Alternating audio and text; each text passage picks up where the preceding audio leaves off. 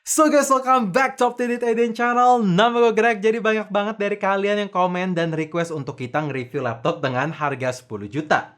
Dan ya, gue dapet kesempatan untuk nyobain Acer Aspire 5 terbaru, tapi kali ini dengan prosesor AMD Ryzen 5000 series dengan tagline beneran cepat. Iya, jadi gue penasaran seberapa signifikansi peningkatan prosesor atau performa di laptop yang satu ini, dan apakah benar-benar bisa memenuhi kebutuhan anak kuliah maupun anak kantoran yang baru kerja? Well, semuanya akan langsung kita bahas komplit. Let's check it out.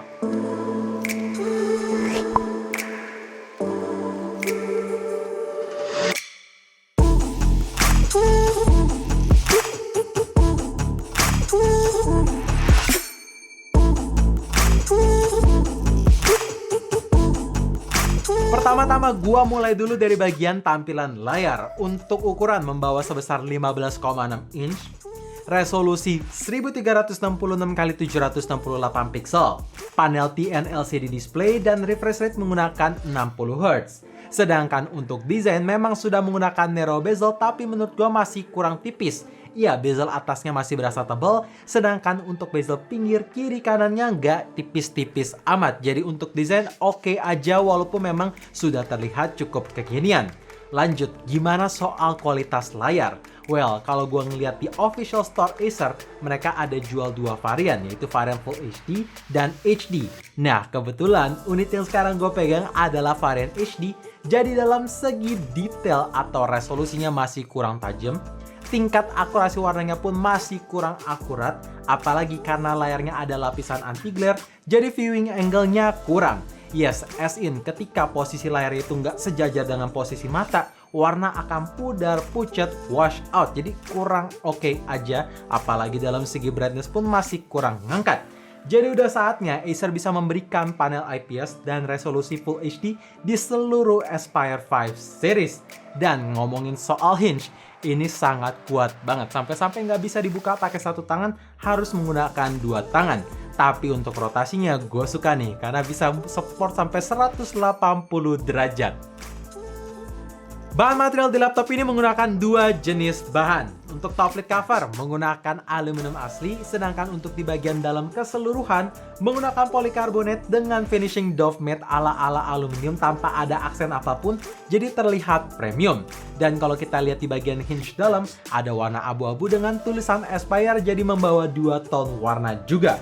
Sekarang lanjut untuk dimensi laptop, punya ketebalan di 17,95 mm yang tergolong cukup tipis dan bobot seringan 1,7 kg aja. Jadi ketika kalian mau kerja di luar atau bawa laptop ini kemana-mana, udah nyaman. Dan ada satu hal yang gue suka di bagian desain. Jadi kalau kalian lihat di bagian top lid cover logo Acer, itu membawa tekstur garis-garis dengan efek mengkilat ketika terkena pantulan cahaya. Dan kalau kalian tanya, Bang, gimana soal upgradability laptop ini? Apakah bagus? Jawabannya udah bagus kok, karena untuk storage masih tersedia satu slot HDD yang bisa kalian mentokin sampai 2 TB, dan masih tersedia satu slot RAM lagi yang bisa kalian upgrade sampai 24 GB alias menggunakan dual channel RAM. Laptop ini punya dua varian Ryzen 5000 series, ada yang Ryzen 3 dan Ryzen 5. Nah, kebetulan unit yang sekarang gue pegang adalah versi Ryzen 5. Jadi untuk prosesor menggunakan AMD Ryzen 5 5500U dengan 6 core plus 12 thread, GPU integrated AMD Radeon Graphics, RAM 8GB DDR4, storage 512GB SSD PCIe Gen 3, dan OS menggunakan Windows 10 Home yang bisa diupdate ke Windows 11. Bahkan di beberapa pasar sudah menggunakan Windows 11 pre-installed. Jadi ya user nggak usah manual update, kayak gitu kan lebih baik. Dan ngomongin soal performa, ini sangat-sangat menarik. Karena kalau kita compare sama Ryzen 4000 series sebelumnya, yang sekarang ini Ryzen 5000 punya performa CPU yang lebih ngebut sampai 20%, dan bahkan sudah menggunakan 6 core plus 12 thread. Padahal dari sebelumnya cuma menggunakan 6 core plus 6 thread aja. Jadi ini signifikan. Apalagi kalau kita lihat arsitekturnya sudah menggunakan prosesor ukuran 7 nanometer. Jadi lebih efisien, hemat daya, plus ngebut. juga.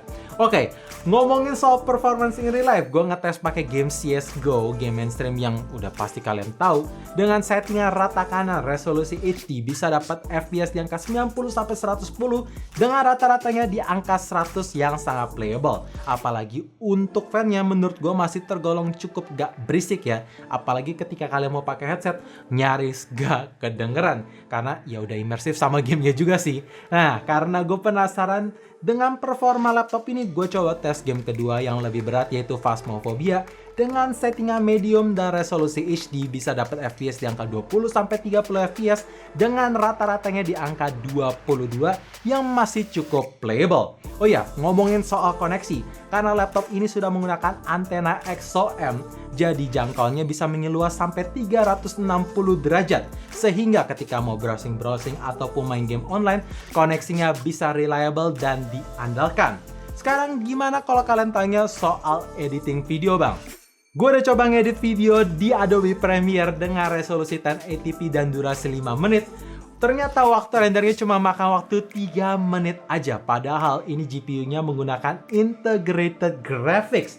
Tapi ternyata masih berjalan dengan baik. Apalagi untuk playbacknya pun sendiri menurut gue tidak ada endet-endet bisa berjalan dengan baik. Pokoknya untuk Ryzen 5000 series kali ini beneran cepet dan gokil banget sih. Parah. Dikarenakan prosesor laptop ini menggunakan arsitektur yang kecil dan power consumption cuman TDP 15 watt aja, jadi Acer ngeklaim kalau laptop ini bisa bertahan sampai 8 jam. Dan ketika gue coba untuk pemakaian kerja yang ringan, browsing-browsing, dan power mode-nya gue taruh di posisi balance, emang sih bisa bertahan 7 jam. Tapi kalau kita pakai untuk ngedit pekerjaan yang lebih berat, barulah itu beda cerita. Cuma bisa bertahan 4 jam aja. Oh ya, sekarang ngomongin soal ngecharge. Untuk brick chargernya menurut gue masih sangat ringan dan ringkas. Jadi ketika mau bawa charger kemana-mana, gak big deal karena enteng sih. Jadi nggak usah takut ketika posisi baterai udah mau habis selama masih ada stop kontak.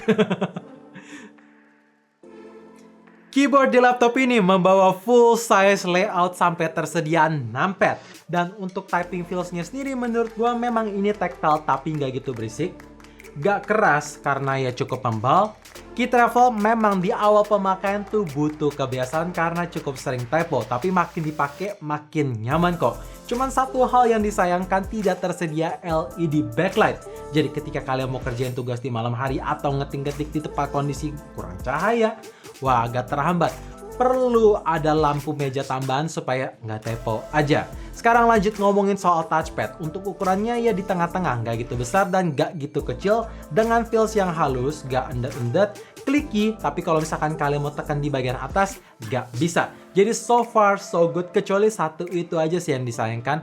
LED backlight tidak tersedia.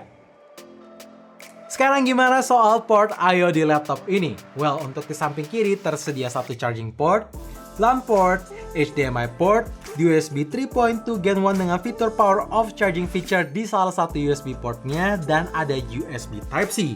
Sedangkan di samping bagian kanan ada Kensington lock, LED indicator, satu USB 2.0, dan port jack 3.5.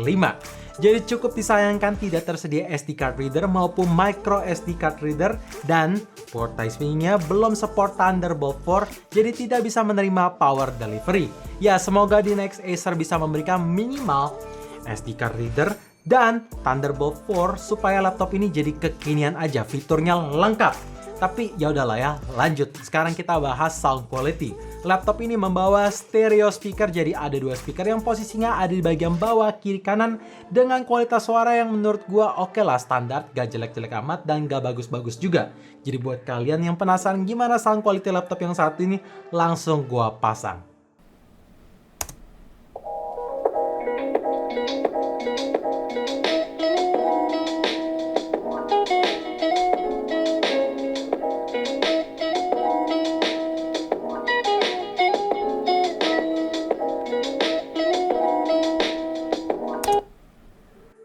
So guys, intinya kalau kalian nyari laptop dengan performa ngebut yang enak dipakai untuk kebutuhan kerja setiap hari, main game mainstream, dan editing di harga 9.999.000 atau kalau mau dibuletin jadi 10 juta pas, yes, Acer Aspire 5 dengan Ryzen 5000 series ini udah bagus. Asal kalian nggak gitu pentingin kualitas layar, karena menurut gua layarnya tuh masih kurang bisa diandalkan.